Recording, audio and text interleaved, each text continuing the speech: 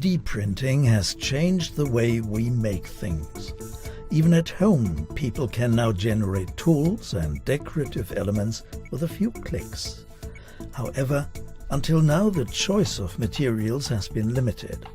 Researchers at the NeptunLab of Bastian Rapp have now developed a new material that allows 3D printing of glass. Glass has several advantages over polymers, like high thermal and chemical stability. The new material consists of a glass powder embedded in a liquid which can be polymerized in a commercial 3D printer to produce any desired structure. The polymerized part is processed in a high-temperature oven in which everything but the glass powder is burnt.